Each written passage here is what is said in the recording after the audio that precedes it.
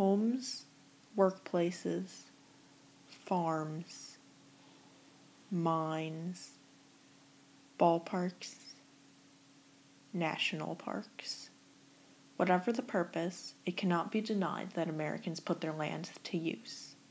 The core American relationship with land is based on the land providing and the people taking as much from it as they possibly can.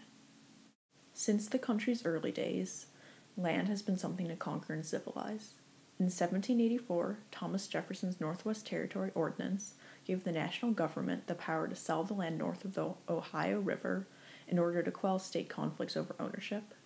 This cemented the land's status as a good to be bought and sold for human use. The land was subsequently settled and developed.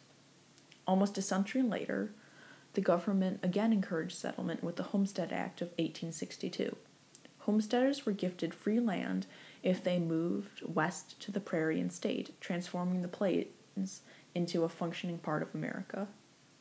In his novel Walden, the American writer Henry David Thoreau wrote that we consider every spot as the potential site of a house.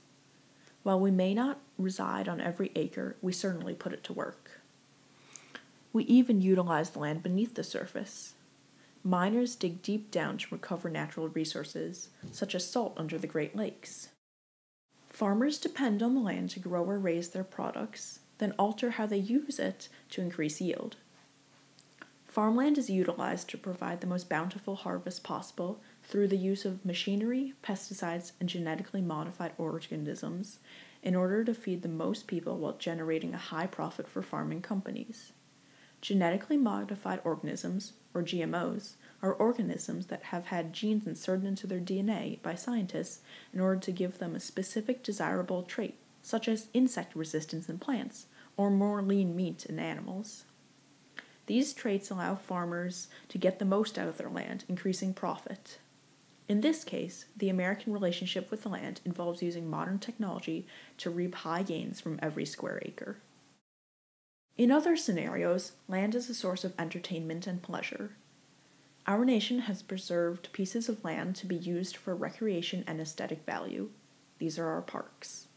Ralph Waldo Emerson pointed out that land serves to satisfy our love of beauty.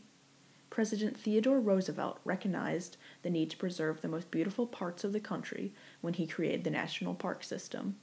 Typical to American thinking, parkland is also put to work.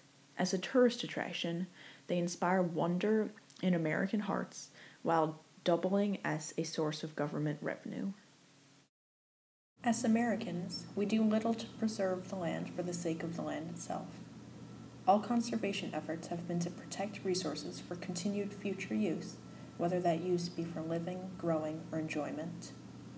Gifford Pinchot once cited the land of marvelous resources as the source of America's prosperity.